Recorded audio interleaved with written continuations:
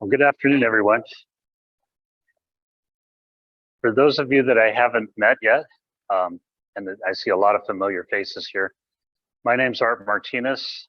I'm Chumash from Santa Barbara County originally. I have been a psychologist for longer than I kind of care to remember. But the reason I became a psychologist was in the interest of Native families and keeping children with their families, because I saw in my own family, and I saw that it was the experience of most Native families, that there were many of our children that were being removed, and that continues today, that story. So I decided early on in my college career that that's something that I would devote myself to. And so I tell people I cut my teeth on the Indian Child Welfare Act.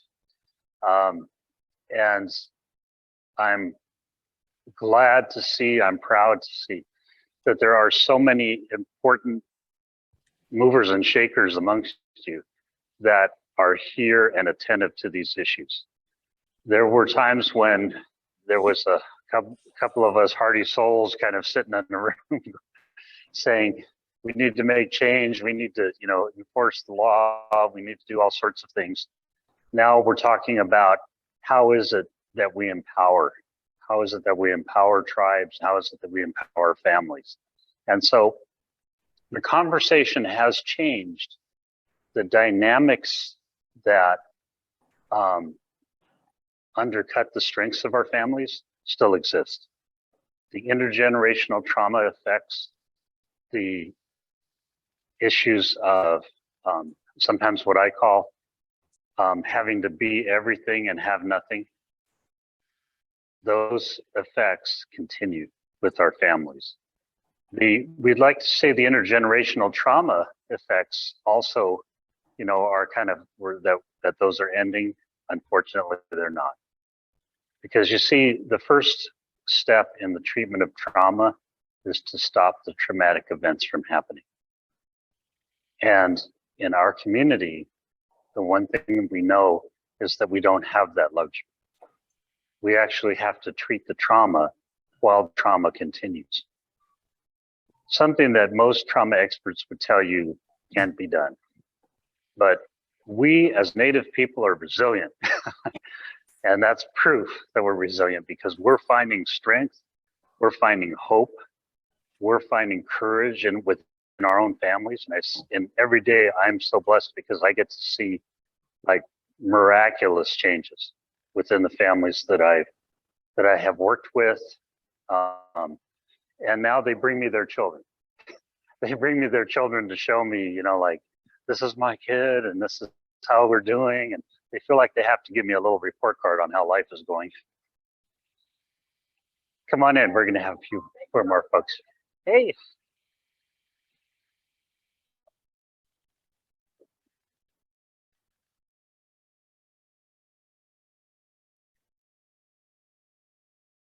Also, I'm going to move around a lot because I have a bad back. It helps if I move around. So I think we figured out a way to keep the sound going online with all that. What we're going to be talking about today is, the title of this conference is Re-Indigenizing. Re-Indigenizing might be better put as decolonizing. And that might even be better put as being the people who we're supposed to be, right? Being a family, being a community like we are supposed to be with one another. So we take away the titles, we take away all of the little barriers that we have between us. And many times when I sit down with people and therapists will ask me, how come you're so successful with these folks that are really, kind of hard to manage? And that they have, specifically, I see people who have had traumatic impacts in their lives, not the things that a lot of psychologists are lined up to treat. And so what I tell them is that, you know, I only do two things differently than anyone else does, I guess. I mean, in my mind, I do. I am who I am, so I mean, I can't help that. But what I do is I believe in the clients. I believe they can change. I believe when they don't believe in themselves. And the other thing that I do is I try to help them early on get an understanding of the person who they were supposed to be. Because if it hadn't been for the traumatic issues that happened in our history, what would your family have been like? Well, that's huge, right? Most families can point back to a very honorable past. And if they can't, then I'm even more worried about them. But if they, as we work with people, we help them to kind of uncover that tradition that's maybe lurking somewhere. It's been hidden by drugs, or, you know, maybe it's a spiritual power or a spiritual calling that's been masked by drugs, masked by alcohol, because they don't know what else to do. And so we try to find, we find that person. We find that family that was meant to be. And we help them to achieve the position and the role that they were meant to have, which is always a position of honor within our community. And I've really been blessed to work with some outstanding families. I mean, some of it's, I think I'm just lucky. But I've had families that were, that I've worked with that went from being in termination of parental rights, that they were having their parental rights terminated, to the same families being the head of the Foster Parents Association in the large county. So that wasn't anything I did. That was something that came from within them, that they realized through their own experiences something very simple, and it's something I remember every day. And that is that in all of our lives, in our community, and probably in yours, one thing could have gone differently in our lives, and we could have been in the very same place. And as long as I keep that in mind, then I have compassion and I have understanding for the people that we work with. And so what I tell families is that I find things that I can believe in. And as Judge Thorne was talking about just prior to this, it's that belief. They may not believe in themselves, but if I believe in them, that may be the foothold that they need in order to say, well, you know, somebody believes in me. Remember that in most of our communities, we're not raised up with that people just generally don't believe in you as you get older because, you know, you've done some mistakes or things have gone wrong in your life. No, that goes generations deep. That you're not wanted here, you're not liked here. I was the same. I was your mother's teacher when she went to school, and she didn't work out in my class, and I was your sister's teacher, and she didn't work out in my class. And guess what? Now you're in my class. I had a talk, or we had a gathering just last weekend. Gosh, it was just last weekend. To tell you how deep that goes in Minden, Nevada, which is the neighboring town to where I live. We had a run there. It was a demonstration, but it was a run. And the demonstration was to do something very simple that we were asking. And it was like the Indian Child Welfare Act. It was asking the town of Minden to comply with the state law. Right? Doesn't seem so hard. Just like when we had the Indian Child Welfare Act, we didn't think this was going to be so hard. And the state law is this. The state law said, it changed recently. And I want to say, yeah, this changed last year. We had this law signed in the state of Nevada that said you could no longer have a siren at the end of the day to tell Indians and other minorities it was time to leave town. That changed last year. Except the town of Minden won't comply with it. So this is the type of hostile environment that our families live in. And, you know, I'd like to say, oh, nobody thinks about that siren, nobody pays any attention to it. No, it actually said in the law when they had the siren, they said the siren is for this. It is to tell people, and you can get arrested, you can get in trouble if you are found after curfew, basically, after dark in town. And sure enough, that had been the experience of many people. So aside from that issue, it's just important to understand that these issues are these are the realities that our families live in a daily basis, on a daily basis. That they haven't gone anywhere. They're still an operational part of our lives. And so I'm going to try to figure out how to change this thing. No, that didn't work.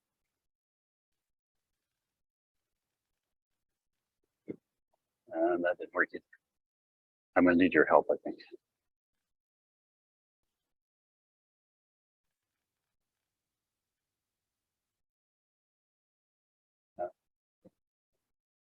Okay, I need to just go to the next slide. So while we do the technical assistance on that, so what we find is that families have this. They come into services with a set of traumatic responses and a set of traumatic circumstances that ended up in them being referred to our services. Those traumatic responses are in many ways tied to the very things that led them to our services. So, you know, we tend to look at it like, well, they're using drugs or they're using alcohol. Well, you know, drugs and alcohol are one of the major symptoms. The use of drugs and alcohol are one of the major symptoms of post-traumatic stress disorder. Well, you know, we would think of also anxiety as being one of those responses also. And well, in our community, in many communities, yes, you do have people who are anxious, they feel unsafe, they feel like they can't talk to people because they're uncertain. But that's not typically the case. That's not typically an anxious response. A post-trauma response or an anxious response is equally from a sense of not feeling safe. But the best defense, you know, is a good offense. And so what happens is many of our people walk around angry a lot. They walk around angry every day. And so if you step too close to the fire, you're going to get burned. That's what they want you to know. So what we do is we say, I like a good fire. That when you have a good fire, that means you're passionate. I like that kind of stuff. And it's warm and I can feel your emotions and it's great. And then I can believe in you, right? I can only understand why you have the emotions that you do and the power that I feel. It's because you care for your kids. I like it. And so as we begin to do that, I want them to learn that our work together is going to be based upon a deep-seated belief I have in their ability to change what's going on. And it's important for us to understand that they may not have been in too many situations, look at this, in their life when they actually felt like they could change something that was going on with them. So I want to empower them. So one of the things that we're going to look at is how to rethink trauma response. And so the first thing we need to do, and you're going to find this about everything, is that the first part of any of our work typically begins with you, darn it. So we have to look at what we do and how our system is and how our system of care is and what are all the assumptions that go along with that before we can start talking about change on the level of the family. So the system tends to respond to childhood trauma by generally based on European concepts of punitive responses. And Judge Thorne did a very good job of kind of speaking to that earlier, if you happen to be on his workshop. And it emphasizes the deficits of family, right? So that's a very fancy way of saying, when a family comes in to see the court or when they come in to engage in services, what do we tell them?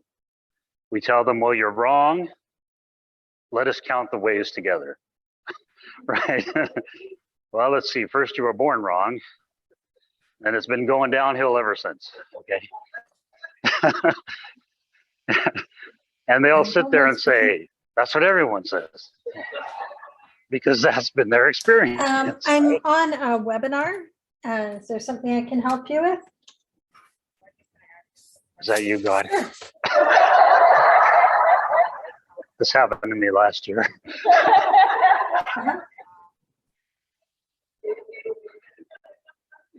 Last year, he told me, no, it wasn't me, Art. It's not God. I said, oh, that's good, because he called me Art, you know. So we tend to emphasize the deficits that people have without engaging the resilience that they have. And Judge Thorne earlier gave some very good specific examples of how we can reinforce the good that people are saying. And that's what we want to do in our approach as a system. We want to build on the strength that people are showing us, and we want to encourage that. And so, and that can be hard to do, by the way. One of the ways that we do that is by being a good coach. And you think, well, what is a good coach? Well, think of the best coach you ever had, right? A good coach starts out by saying, let's say they're going to teach you how to golf, right? Well, what does a good coach do? Well, they're going to say, oh, I don't know, let me see you hit the ball, right? So, and I think I've been through this story. That's why I keep bringing it up. So you line up and you get all ready and you hit the ball and God, it's just great. Except the ball's still there. And what does a good coach say? They said, that's good. I like it. Now let's try it this way. You're going to spread your feet a little further apart. And now this time we're going to look at the ball, okay? And, you know, they teach you little things, right? So they're improving on what they find. And that's exactly what we need to do with the families that we engage with. And it's really that cultural and spiritual strength that we need to engage with. Courts and social services and other helping services really don't like to do that, right? What? Cultural, emotional, and spiritual strength? I try to stay out of that kind of stuff, right? That's exactly where the strength is. You see, the folks that we work with, they're survivors. They have, the one thing I know is that they have a big heart, because man, you made it this far in life with all the things you've been through. I don't even need to know their whole story. I can see the after effects of it. So I begin to talk to people about how we could build on that strength. And then we begin to mobilize a community response. Now, that's not always easy to do, because some of these folks that we work with, well, they're not the most popular folks in town. But we start bringing people into the picture slowly but surely. So in one way, what we do is I tell folks, you know, I'm just like your main cheerleader here, okay? But you actually need a team of people. And I'm a part of the team, but we're going to have many other people as part of that team based upon the needs that you have and the things you tell us about and so forth. But here's the thing. I don't want you to have anyone as a part of your team that doesn't believe you can win. Right? And so I'll introduce them to, let me introduce you to the pediatrician that they've referred you to. I know them, good person. I'll walk them over there, I'll take them, we'll talk for a while. Then I come back and I say, do you feel like they believe in you? I don't know. I don't want to know if you think that you can do what they said to do. I don't want to know if you think that you understood what they were telling you. Do you feel like they believe? Good. Then that's a good match. And sometimes when you don't have the option of having a different service, then the question becomes, how are we going to get them to believe in you? Let's work on that, right? So what have we done? Well, we've just joined them, haven't we? We've just joined them and said, okay, now we're on the same team. I'm not a threat to you anymore. I'm on your side. And I often say that to people. I am the best shot you have. Don't make me mad, okay? Because you don't want me walking out of here, then what are you gonna do then? So we have to kind of cut through their veneer that they may have. So we build family change on a foundation of cultural strength and alliance. That cultural strength I'm going to want to talk to them about.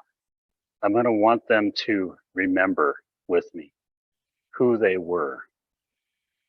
Not maybe who they've experienced themselves being, but who they were supposed to be. And those of you who have been in workshops of mine before, I often say, I'll ask folks, what's your family known for? You get some really interesting answers. Oh, my family is known as the biggest drug dealers on this reservation. Everybody loves our family. And you say, well, okay, I get that. Well, what if they just told me? They've just told me, and that's what I'm going to be too, right? Because I feel good about it. So when that happens, of course, I'm going to say, well, we're going to work on redefining that. Because how does that story end, right? Let's play that through a little bit in our head. How does that story end? Let's talk about who you were supposed to be. What do you think people looked to your family for traditionally? And they'll say things like, well, let me think. Well, I guess my grandpa was a singer, so I guess that's, people might say that. They think about what family I'm from and stuff. And so now we've just found something in their history. Or, aren't you from a certain family that, like, you're known as a medicine family, if I remember. It's really important to know your community. And they'll say, yeah, way back, that's who you are. Let's find that person. Because this whole situation here is not working out. So, and it can be fun for you because this is not a good position to be in. And so let's build strength. And so we begin to build that strength together. We do that through engaging people in a system of to some extent, cultural remediation. So we need to heal some wounds that took your family off the path that it was supposed to be on. We need to find out what that path is, but it's really not too hard to find. We need to then address the intergenerational trauma history of the family. And I'm cutting a lot of corners here. And by the way, I'm going to welcome you, even online, to interrupt me at any time, because we see this, don't we? We see this in the families we work with. And this intergenerational trauma, feel free to give examples. But the intergenerational trauma history of our families, I'm going to ask you to think about something very carefully. Your family. Always start with you, right? Your family had something going on with your family. If you're from the Native community, that made your family resilient at some level. Why? Because you're here. You survived. And you survived with dignity. That's amazing. You survived against all odds. You're here, right? And if you look back, you're going to find that in your family history, it can be really simple. We were really good at melding into the woodwork so that no one knew we were there, right? We were really good at, and frankly, in my community, some people say, well, we passed as white, Other communities, we were really good at running. Our family moved about 50 times, and before I was born. Other families, it may be that we weren't good at running. And so stuff happened. But what you're going to find is that the families that are most troubled, or that I tend to worry about the most, are the families that they didn't quite have those strategies, right? So every wave of traumatic history that hit, and there's been more than one with every generation, their family was impacted by every one of those. And you really don't need to look too hard in their family history to see that that's the case. And sometimes we have to explore that with them to help them to understand how things got to be this way, because they may not understand it themselves. And so we begin to take a look at the family's ability to focus on the well-being of their children and future generations. So I'll just tell people that your ability to focus on the needs of your children is really important. And that's what got you into my office. Because otherwise, why would you even do it? Right? Nobody wants to. This is kind of like an uncomfortable conversation. And we're pretty good at avoiding things. So that's good that they're interested in the well-being of their children and future generations. And then we also want to build on the strengths of cultural guidance that we can begin to pull in from their family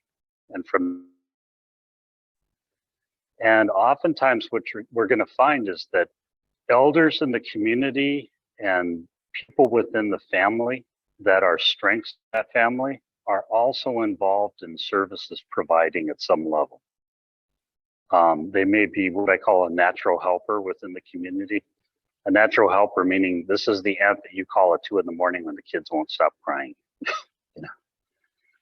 And everybody goes, oh yeah, I know that.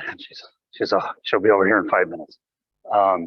They're the one who you call when something's going on with your kids and you don't know whether you should take them to the hospital or emergency room or whatever. And so those are the strengths of that family. And they're easily accessible. So they know who these folks are. And oftentimes what you're going to find when someone involved with the child welfare system is we're going to say to them, when's the last time you saw them? Oh, it's been months. Why? Oh, I've been kind of messing up. They don't want to, I don't want to see them because they're going to tell me exactly how I've been messing up. And there's a program that actually has developed at Rincon, which is called the My Two Aunties program, which we have, I've been fortunate enough to help them kind of map out how the program works. But Karen Kolb and her staff over there have worked with that to develop that program. And I tell people it's based on something very simple that all of our Southern California cultures and probably throughout California tend to have. And that is that your aunt comes and she teaches you.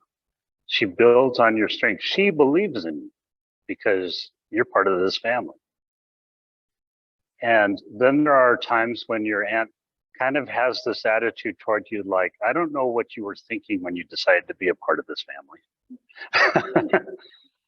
But we're here now, okay? And so let me tell you how it's going to go. So there's that level. But then there's that day when two aunties show up. And the only thing that you know is something's about to go down. You have just crossed a line somewhere that you weren't even aware of. And now two aunties are here and they're about to tell you what kind of family you come from and what's going to be the limits and boundaries of that behavior. And that's traditionally how we handle things. And being matriarchal societies, that's how that's how family rules were enforced. And it was always, don't make me move in here. Well, we're going to guide you and coax you, and that's all going to be very loving. But then if we have to move in here, then that means you're going to have to move out, and the kids are staying. So let's try to figure this thing out.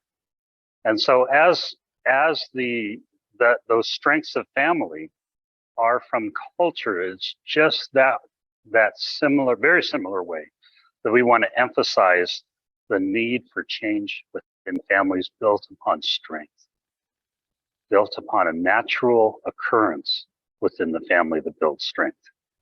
And as a system, we can be a part of that. But you can't force it. And so, so it's important to understand, how do people get this way? And I often talk about this, but it's just important to remember that people with trauma histories tend to be kind of suspicious and vigilant. And they quickly will drop out of services. They'll disengage from services. They may be resistant to services. They may have, they may come off generally negative toward change. Why? Because they're trying to hold on to what little safety they have. And that safety comes from just being the person I am, right? I've just got my heels dug in. I don't know how this is, but I'm sticking here. And so I tell them, I like that. I like that. You're stubborn. I like you. I myself come from a long line of stubborn people. Oh my God, I can't even tell you about my family, how stubborn they are. But we think of that, and they go, well, why is that good? And I go, well, that's because that's resilience. See, when you're stubborn, you have stick-to-itiveness. That's a good thing. It means that you can stick to things that you commit yourself to. And that's essential in being a parent. In the same ways people begin to, we need to engage people with coping mechanisms, with ways of addressing their coping mechanisms that they use to keep themselves safe. So some people, it's, they hide out, other people freeze, other people act out. And typically it's those who act out that we tend to see, a whole lot of, and we tend to worry about. So as we do this, we think about, how are we going to organize our services? How are we going to organize the way we provide services to people in a way that's going to bring them into our family, right? And if there's a thought in your head that says, well, I don't know if I want to, well, I'm sorry to tell you, you've just made a new relative.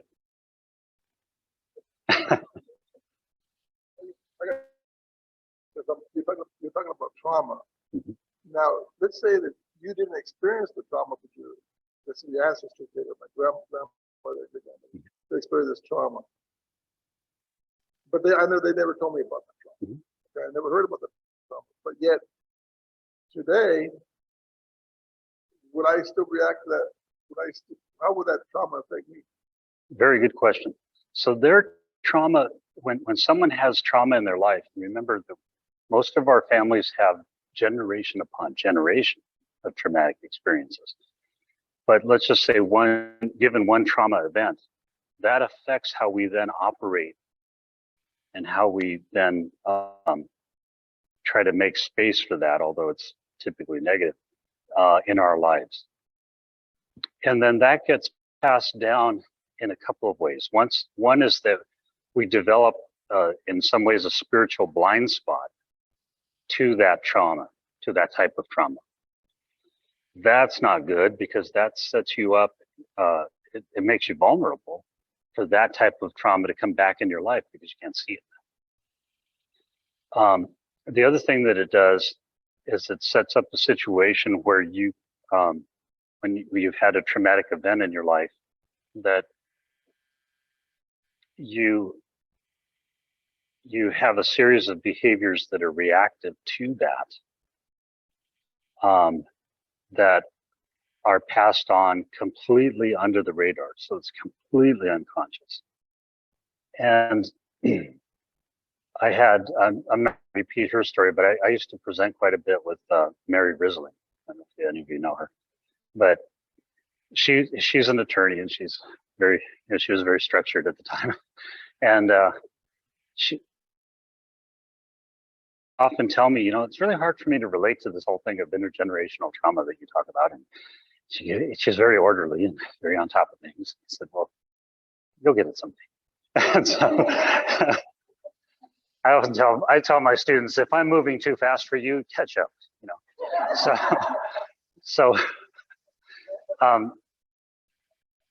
So one day she showed up and we're in a workshop together and she goes, oh my God, I finally got it. She said, I didn't know why I had this underlying fear within me of certain things. And it's her story, I'll let her tell it. But she said, it turned out that those things happened to her mother. And then her grandmother. She had no experience of it. She had no recollection of it. When I talked about it, it wasn't it had to do with the treatment of animals. And she said that it just made sense to her. Wow, that's where that behavior of mine came from that I never could understand. And I have my own story like that when, even though we did many unusual things within our family, one of the things that I often tell people about, because it just stood so prominently, still does in my memory, was that we lived in a Southern California community. I was raised in Southern California. We had a little house, and we had, in back of the house, we had an orchard because that's what we do. Right?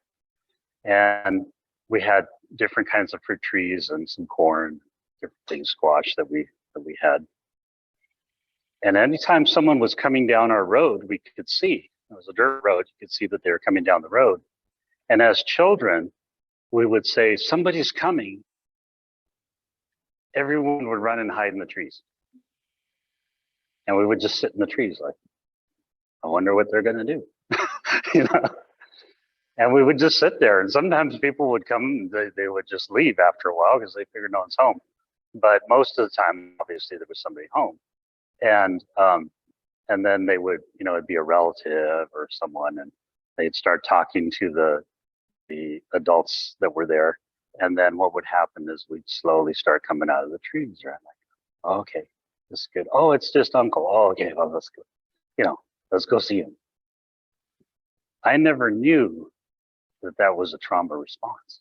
I thought all kids did that. And I used to wonder, what happens to kids that don't have trees? Now, you want to hear something really interesting. I dealt with that. I kind of worked through a big process. When my kids were young, when they were very little, we had a huge cottonwood tree in the back of our yard. It was a cool tree. I mean, this was like a tree climber's dream come true. Right? And I would often go out in the back. I'm looking for my girls. Can't find them. I'd hear this laughing coming out of the tree. And they'd be sitting in the tree. And I said, oh my God, I passed it on somehow. And I'd say, why do you guys keep getting way up there? And they're at the top of this tree. They're not like at the lower branches. They're way up there.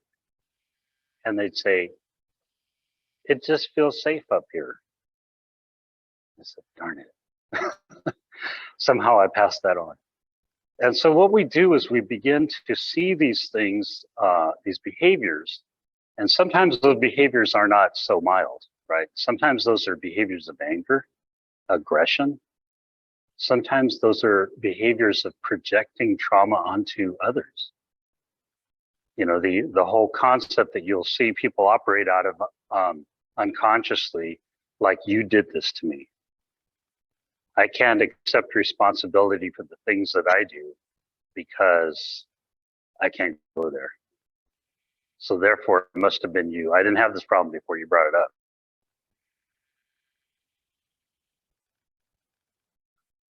So trauma has it affects us very deeply. It is a spirit changing event that happens within our lives. And so we have to be very aware of that if we're going to get anywhere with folks. But as we become more and more aware of that, what are we doing? We're getting an understanding for how things got to be the way they were. And then we can start to put together some solutions.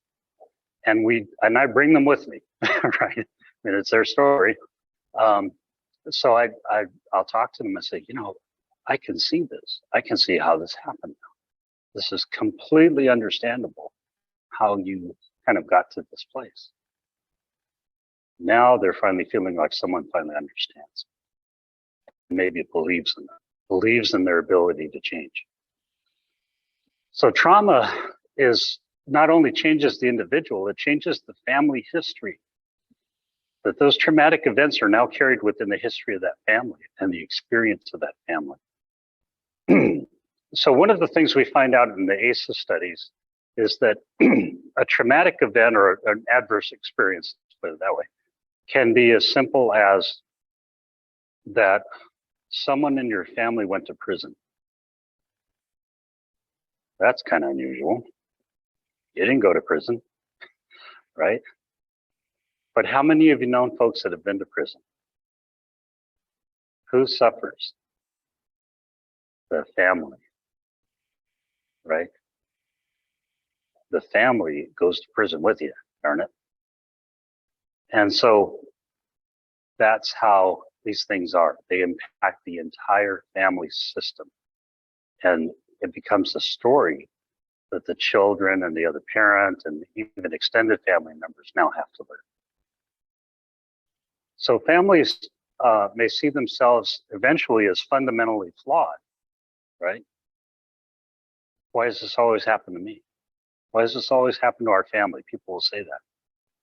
People just hate our family. That must be it, right? Because this is always happening to us. Then that takes another step in, that's just the way we are. And so if that's the way we are, then I'm going to show you how good we can be, right? You want bad? You haven't seen bad. You know, we can show you that story. And so they become very good at that. So what do we do to unwind this whole little nightmare that trauma has led us to? Well, the first thing that we begin, darn it, we begin with you.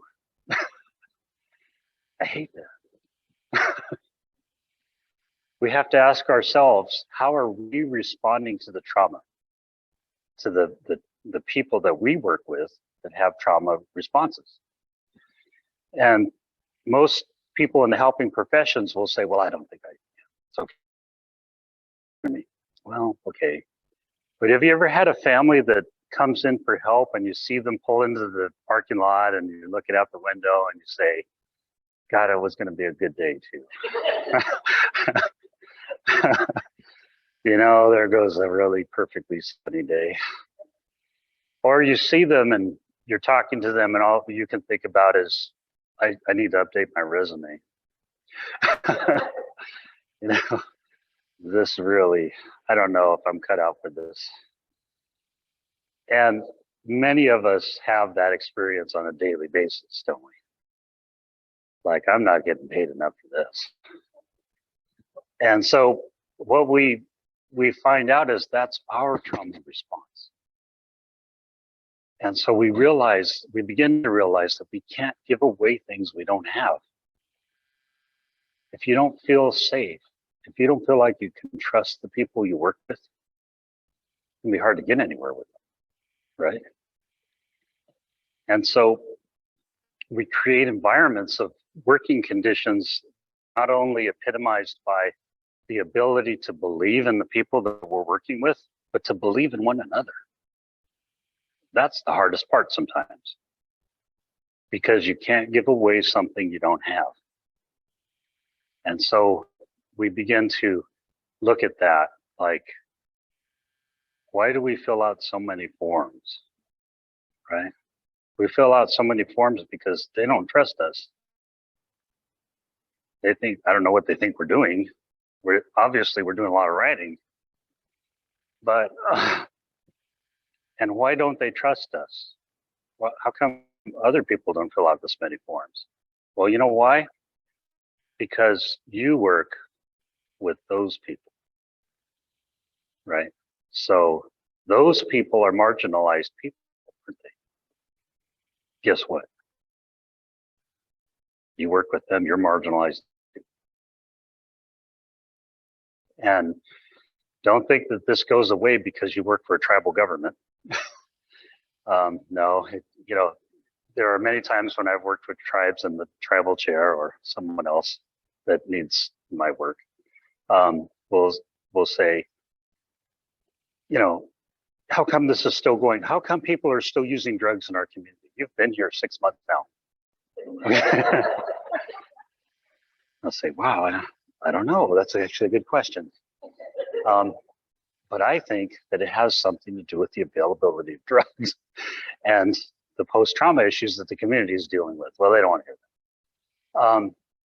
And so what tends to happen is that we tend to blame it on the people, right? Oh, they're just horrible people. That's why. They're just not like our family. Well, okay, maybe your family was really resilient, but maybe your family also didn't have all the impacts that their family had of trauma. And so we don't have to look too hard to see how just little changes within that family history made things go in a whole different direction. So are we going to blame the people who were the victims? There's no future in that. We're going to work with them because, you know what, they're a part of us. And as long as we can accept that they're a part of us and part of our community, then we can begin to evolve and change.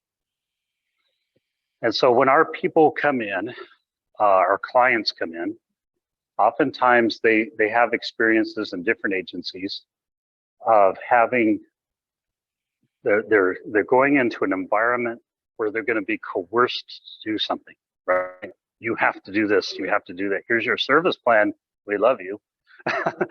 But if you don't do this, you're in big trouble. And we're going to take your children and all kinds of other horrible things that we might do to you. You don't have you're not given the chance to do any of this voluntarily, right? No, we're the deciders here of what's best for you, and you're going to do it, or we'll be back in court.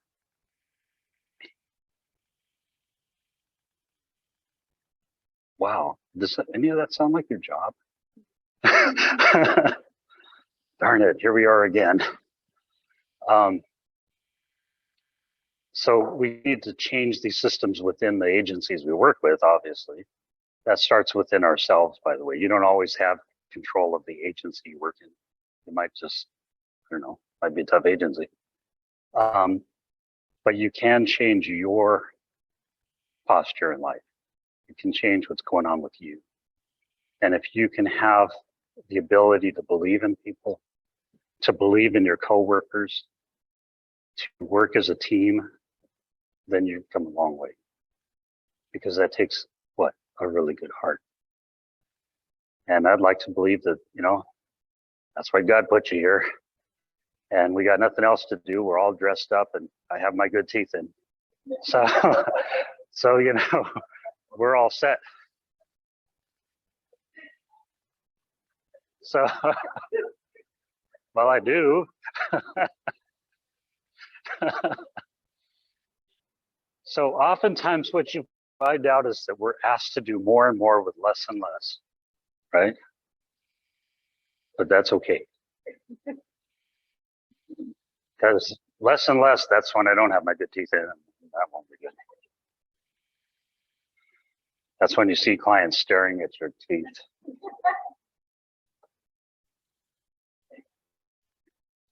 So what can we do? We can build community around us, right? The very people that we would want our clients to work with are probably people who we'd like to work with, right? We like to be around the grandmas that say, I believe it, you're doing good. I was fortunate to have a lot of grandmas and aunties like that in my life. It's just like,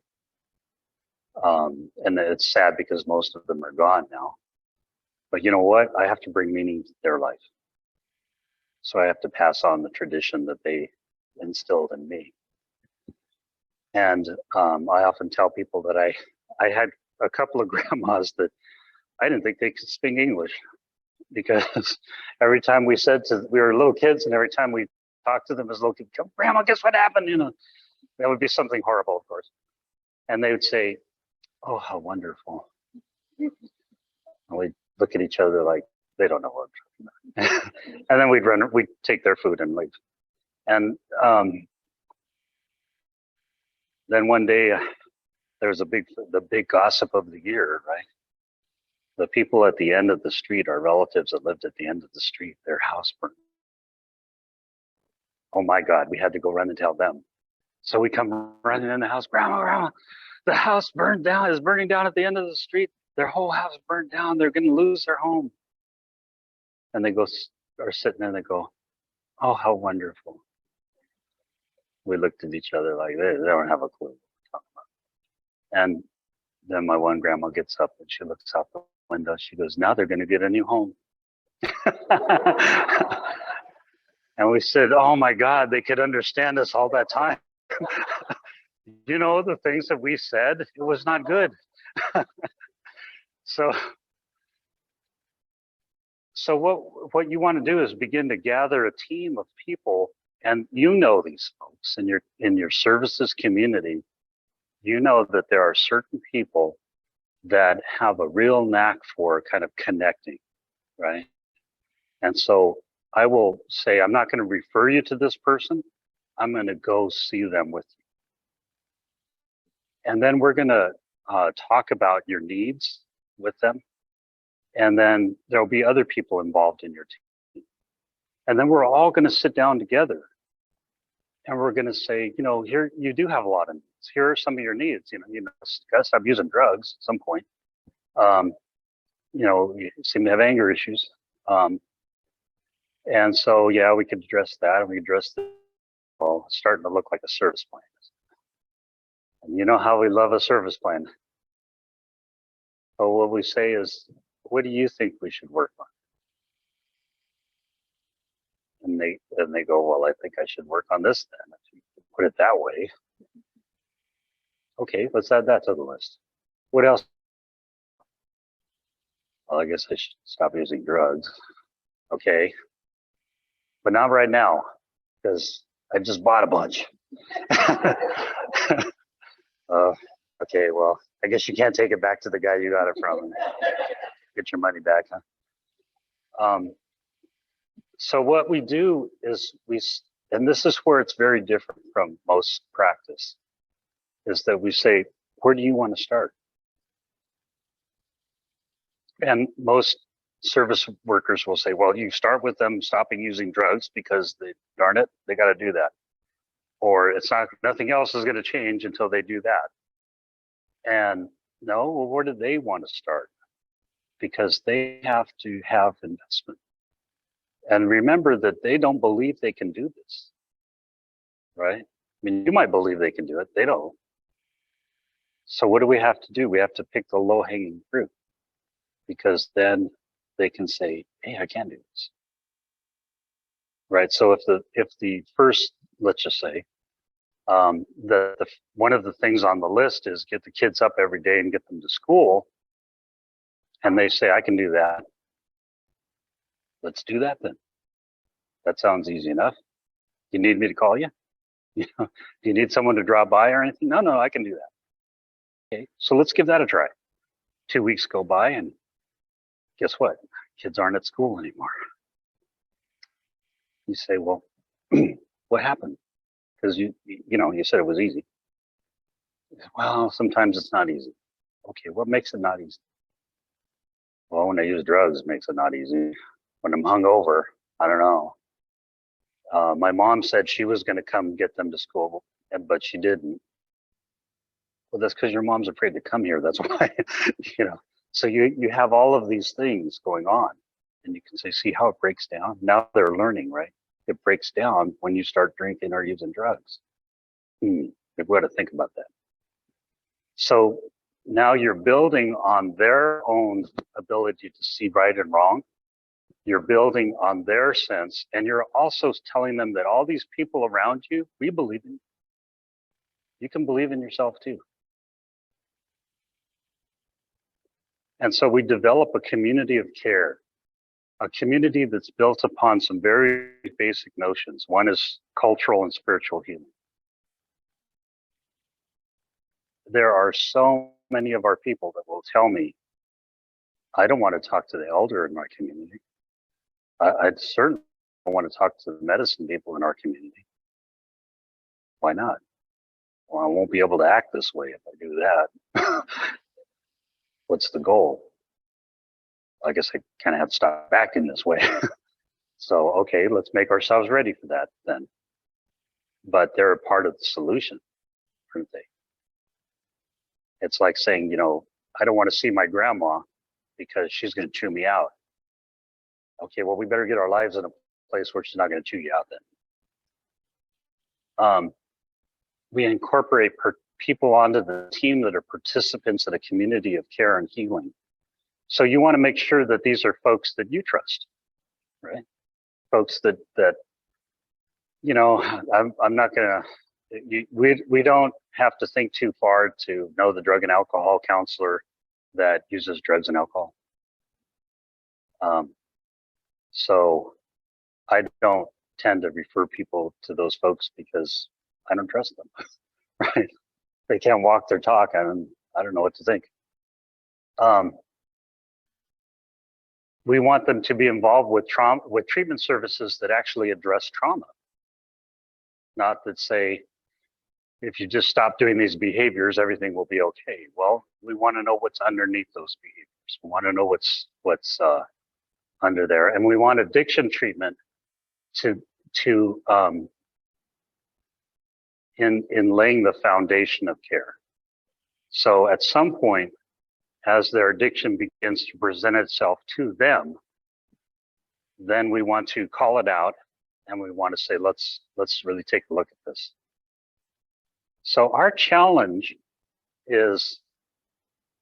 lies in our ability to address our own trauma responses and reactions, because it's very easy in our work to say, look at these people, right?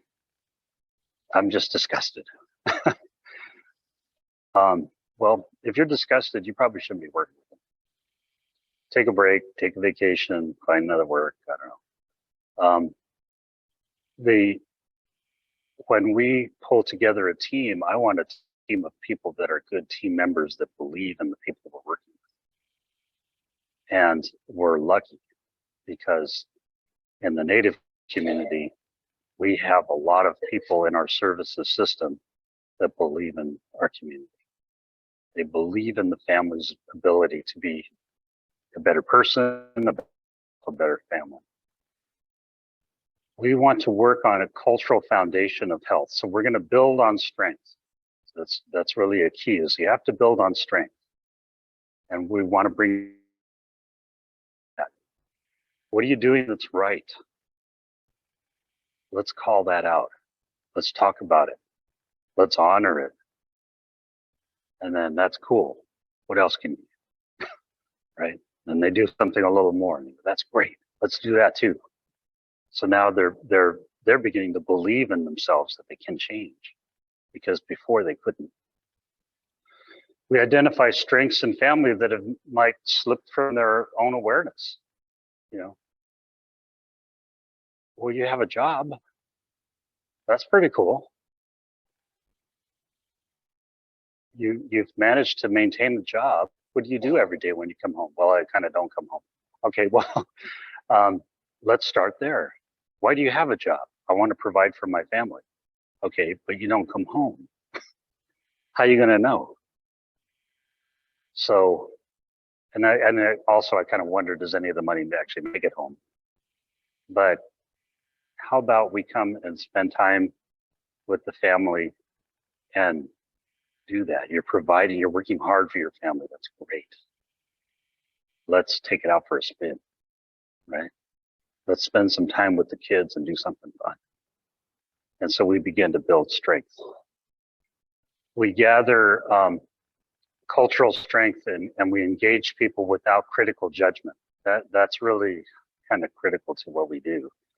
Is that, can you see how families that we work with have a hard time getting into any room where there's a guy called a judge,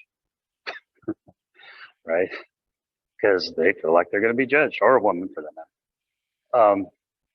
And so what do we need the judges to do? We need the judges to step down a little bit from the podium, to believe in the family, that yes, this is a family that can change, and to relate to them human to human, right? I'm on your side too. If you're not successful, I can't be successful. So let's do this, right? And families are sometimes taken aback by that. Like, wow, I don't know. Nobody believes in me. That sounds kind of threatening. But as they see that the belief doesn't change, then they begin to realize, wow, these folks really do believe that I can be a better person, or that I can be the person that they see.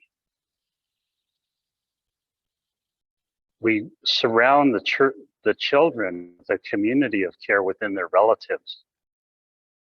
One of the problems that we often have in urban areas is that children are kind of not divorced, but they're separated from their natural extended family system.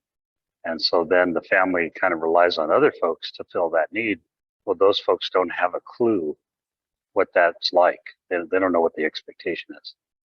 And so to them, it's just kind of like you're just abandoning your kids with me. And then that exposes the children to risk.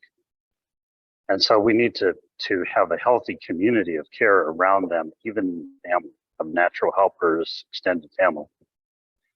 And then we seek participation of elders and cultural wellness advocates. So it's not just about service providers. And a very simple example of this is that I have seen this happen over and over again, really, where you have a family that's very troubled, and they'll say, well, yeah, I guess I need to stop using drugs. I need to do this, and I need to clean my act up. What does cleaning your act up mean for you? Well, I guess I have to be, I think I just need a ceremony or something. Okay, let's do that. How are we going to do that? Well, I know people, we can go to sweat. We can have you start getting involved with that. But I tell you, the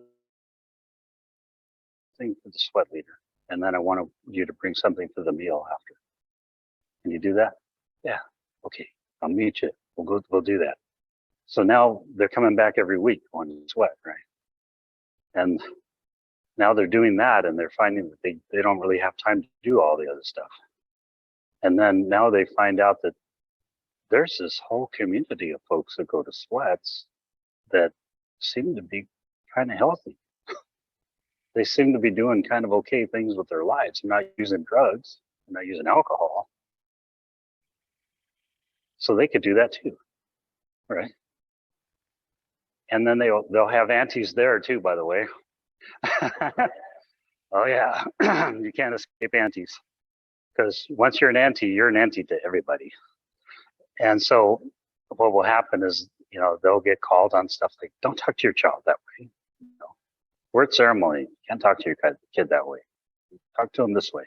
So now they're getting corrected by other people, or they're seeing how other people treat their children in a loving way, respectful way. So they're picking up stuff.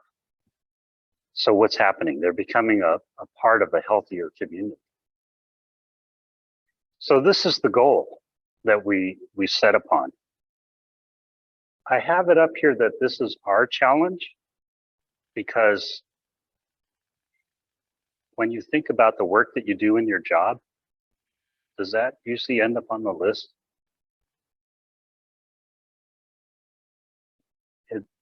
Look in your job description, see if you find any of that. Right?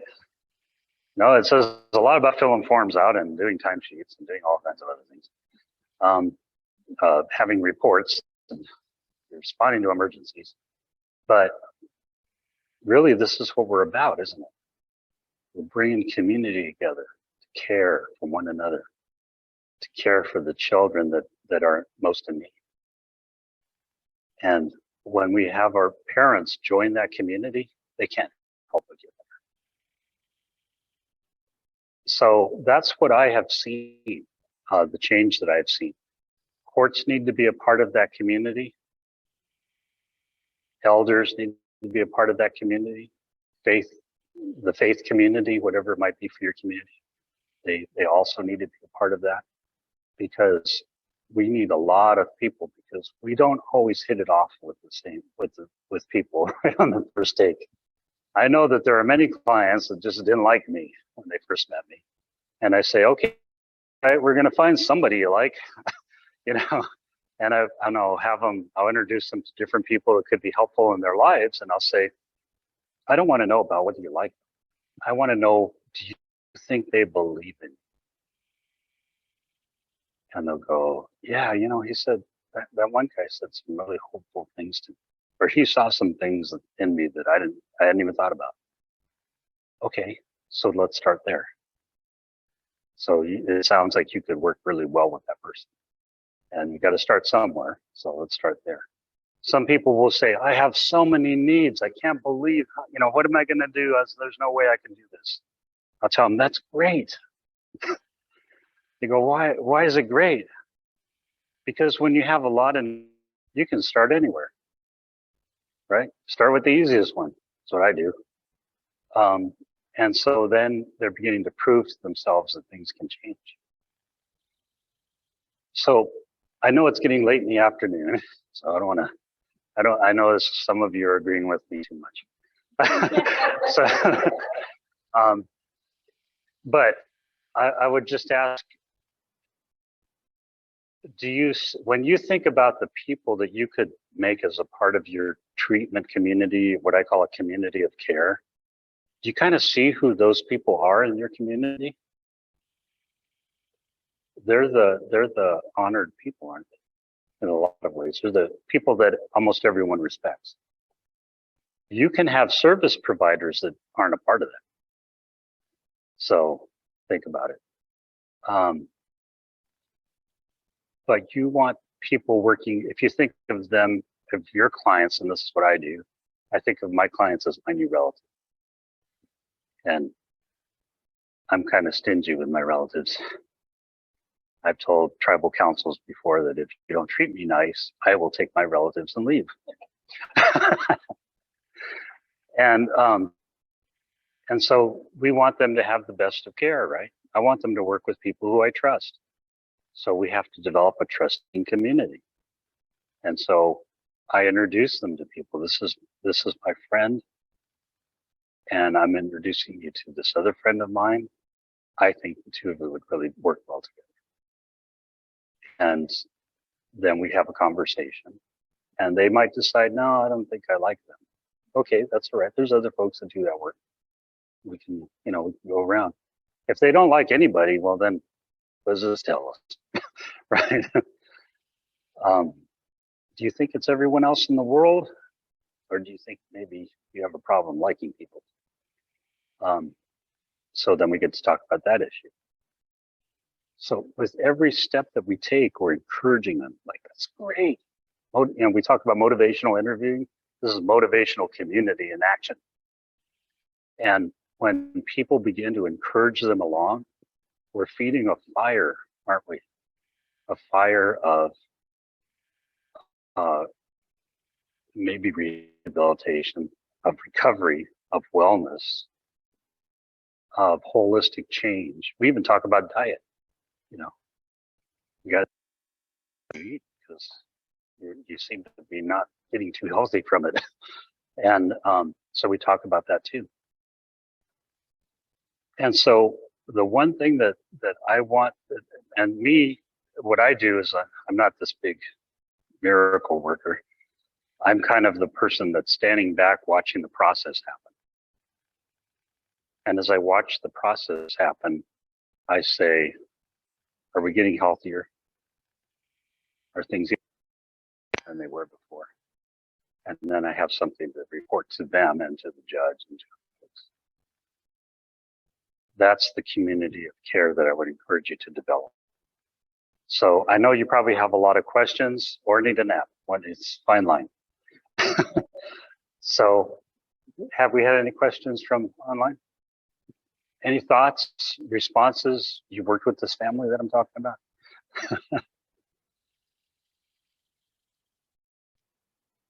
What I would encourage you to do is go home and say, most of us would go home and say, we want to create that community, right? We want that kind of team for our clients. It first begins with you. You have to learn to trust. You have to learn to collaborate. You have to learn to feel safe, even when it's maybe not always. And then you can spread that virus around, and you can begin to talk to to the folks that you work with in a different kind of language. And then you begin to collaborate with the folks that you're working with as clients or participants. And now they're a part of the change. And now you've developed trust. You've done the things you said you were going to do. Yes. I got another question. All the stuff you say you're talking about to bring up something, but like when I was going to college, there was a white professor teaching Spanish, and I got paranoid. I mean, and I couldn't stay in the room with her. I was like, something inside of me was like, warning. And then when I went to Florida, white people speak Spanish, and I had to walk all around the other side. I couldn't get near them. I crossed the street and did them. So you have